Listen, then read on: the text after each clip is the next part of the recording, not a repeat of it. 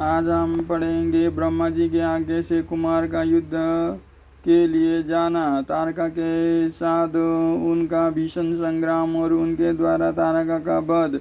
तत्पश्चात देवों द्वारा कुमार का अभिनंदन और स्तवन। कुमार का उन्हें वरदान देकर कैलाश पर जा शिव पार्वती के पास निवास करना।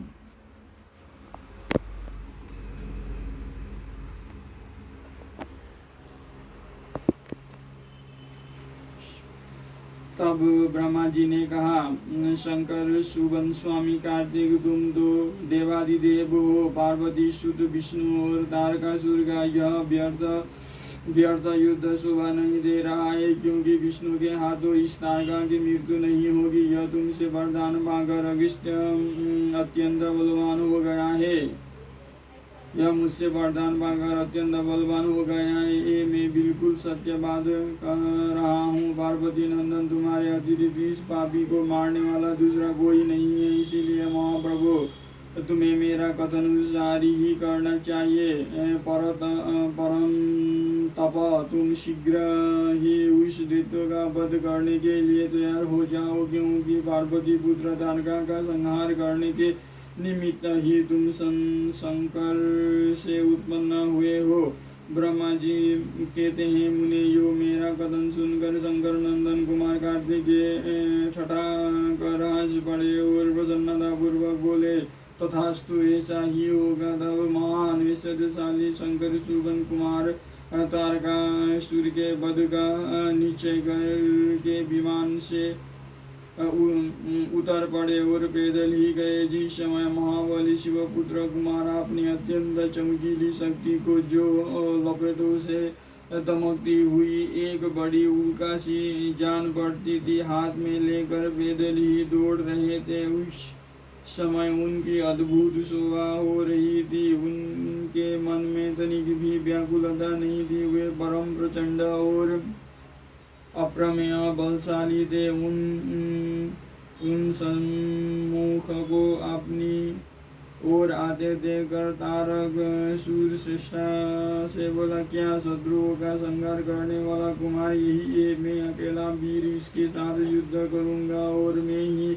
समस्त वीरों प्रमद गणों लोकपालों तथा श्री हरि जिनके नायक है उन देवों को भी मार डालूंगा। तदनंतर देवताओं को दुर्वचन कहकर असुर तारक भीषण युद्ध करने लगा। उस समय बड़ा विकट संग्राम हुआ। तब शत्रु वीरों का संहार करने वाले कुमार ने शिवजी के चरण कमलों का स्मरण करके तारका के वध का विचार किया। फिर तो महातेजस्वी एवं महाबली कुमार रोषा वेश में आकर गर्जना करने लगे और बहुत बड़ी सेना के साथ युद्ध के लिए डट कर खड़े हो गए। उस समय समस्त देवताओं ने जय जयकार शब्द किया और देवर्षियों ने इष्ट वाणी द्वारा उनकी स्तुति की। तब तारक और कुमार का संग्राम प्रारंभ हुआ, जो अत्यंत दुस्सह, महान, भयंकर और संपूर्ण प्राणियों को भयभीत करने वाला था। कुमार और तारक दोनों ही शक्ति युद्ध में परम प्रवीण थे। अतः अत्यंत रोषावेश में वे परस्पर एक दूसरे पर प्रहार करने लगे। पराक्रमी वे दोनों नाना प्रकार के पेट बदलते हुए गर्जना कर रहे थे और अनेक प्रकार से दाव पेंच से एक दूसरे पर आघात कर रहे थे। उस समय देवता, गंधर्व और किन्नर सभी चुपचाप खड़े होकर वो दृश्य देखते रहे। उन्हें परम विस्मय हुआ, यहाँ तक कि वायु का चलना बंद हो गया, सूर्य की प्रभा फीकी पड़ गई और पर्वत एवं वन काननों सहित सारी पृथ्वी कांप उठी। इसी अवसर पर हिमालय आदि पर्वत स्नेहाभिभूत होकर कुमार की रक्षा के लिए वहां आए। तब उन सभी पर्वतों को भयभीत देखकर शंकर एवं गिरिजा के पुत्र कुमार उन्हें सांत्वना देते हुए बोले, कुमार ने कहा, महाभाग पर्वतों, तुम लोग खेद मत करो, तुम्हें किसी प्रकार की चिंता नहीं करना चाहिए। मैं आज तुम सब लोगों को आंखों के सामने ही इस पापी का काम तमाम कर दूंगा। यो उन पर्वतों तथा देवगणों को धाड़ बंधाकर कुमार ने गिरिजा और शंभु को प्रणाम किया तथा अपनी कांतिमती शक्ति को हाथ में लिए शंभुपुत्र कुमार महाबली तथा महान ऐश्वर्यशाली तो थे ही।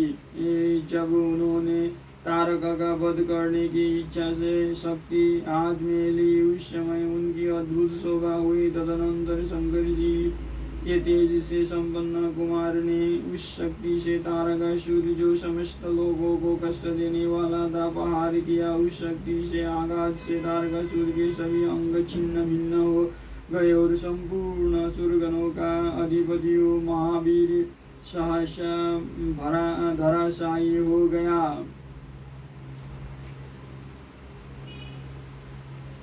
मुने सबके देखते देखते ही वही कुमार द्वारा मारे गए तारक के प्राण पखेरु उड़ गए। उस उत्कृष्ट वीर तारका को महासमर में प्राण रहित होकर गिरा हुआ देखकर वीर पर कुमार ने पुनः उस पर वार नहीं किया। उस महाबली दैत्यराज तारका के मारे जाने पर देवताओं ने बहुत से असुरों को मौत के घाट उतार दिया। उस युद्ध में कुछ असुरों ने भयभीत होकर हाथ जोड़ लिए, कुछ के शरीर छिन्न भिन्न हो गए और हजारों दैत्य मृत्यु के अतिथि बन गए। कुछ शरणार्थी दैत्य अंजलि बांध कर पाही पाही रक्षा कीजिए यो पुकारते हुए कुमार के शरणबद्ध हो गए। कुछ मार डाले गए और कुछ मैदान छोड़कर भाग गए। सहस्रों दैत्य जीवन की आशा से भागकर पाताल में घुस गए। उन सब की आशाएं भग्न हो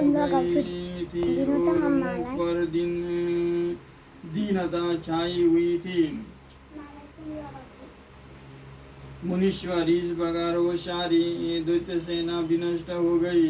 देवगणों के भय से कोई भी वहां ठहर न सका। उस दुरात्मा तारक के मारे जाने पर सभी लोग निष्कंटक हो गए और इंद्र आदि सभी देवता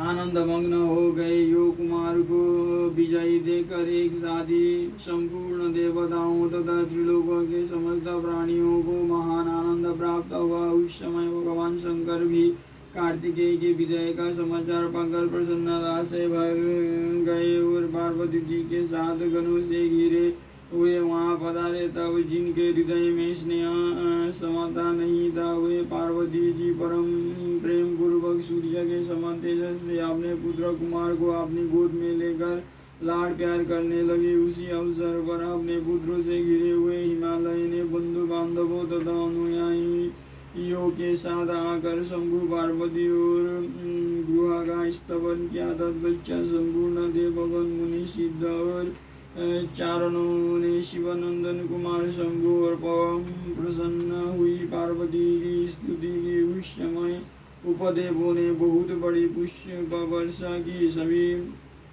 प्रकार के बाजे बजने लगे। विशेष रूप से जयकार और नमस्कार के शब्द बारंबार उच्च स्वर से गूंजने लगे। उस समय वहाँ एक महान विजयोत्सव मनाया गया, जिसके कीर्तन की विशेषता भी और वो स्नान, गाने बजाने के शब्द तथा अधिकाधिक ब्राह्म घोष से व्याप्त था। मुने समस्त देवगणों ने प्रसन्नता पूर्वक गा बजा कर तथा हाथ जोड़कर भगवान जगन्नाथ की स्तुति की। तत्पश्चात सबसे प्रशंसित तथा अपने गणों से घिरे हुए भगवान रुद्र जगत जननी भवानी के साथ अपने निवास स्थान कैलाश पर्वत को चले गए। इधर तारका को मारा गया देखकर सभी देवताओं तथा अन्य समस्त प्राणियों के चेहरे पर हंसी खेलने लगी। वे भक्तिपूर्वक शंकर सुबन कुमार की स्तुति करने लगे। देव,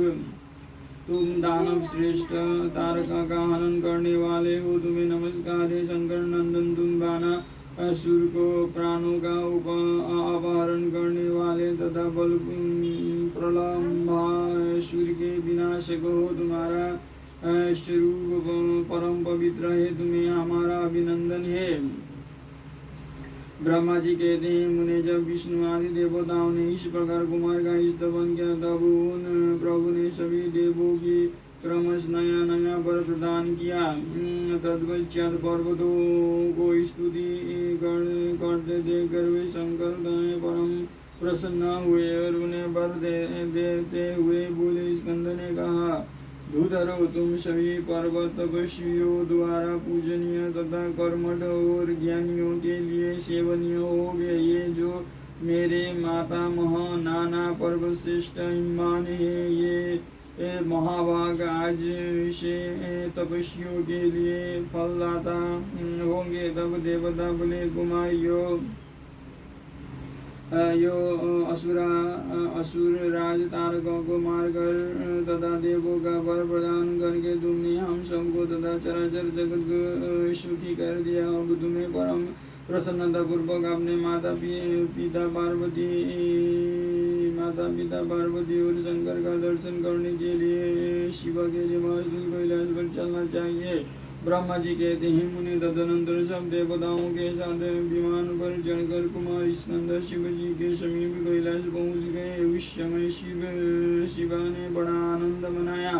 देवताओं ने शिव जी की स्तुति की। शिव जी ने उन्हें वरदान तथा अभयदान देकर विदा किए। मुने उस अवसर पर देवताओं को परम आनंद प्राप्त हुआ। वे शिव पार्वती तथा शंकर नंदन कुमार के रमणीय यश का बखान करते हुए अपने लोगों को चले गए। इधर परमेश्वर शिव भी शिवा कुमार तथा गुणों के साथ आदर पूर्वक उस पर्वत पर निवास करने लगे। मुने इस प्रकार जो शिव भक्ति से ओतप्रोत सुखदायक एवं दिव्य है कुमार का वो सारा चरित्र मैंने तुमसे वर्णन कर दिया। अब और क्या सुनना चाहते हो? अगले अध्याय में पढ़ेंगे शिवा का अपनी मेन से गणेश को उत्पन्न करके द्वारपाल पद पर नियुक्त करना। गणेश द्वारा शिव जी के रोके जाने पर उनका शिव गुणों के साथ भयंकर संग्राम। शिवाजी द्वारा गणेश का शिरच्छेदन, कुपित हुई शिव का शक्तियों को उत्पन्न करना और उनके द्वारा प्रलय मचाया जाना। देवताओं और ऋषिगणों का स्तवन द्वारा पार्वती को प्रसन्न करना। उनके द्वारा पुत्र को मिलाए जाने की बात कही जाने पर शिवजी के आज्ञानुसार हाथी का सिर लाया जाना और उसे गणेश के धड़ से जोड़कर उन्हें जीवित करना।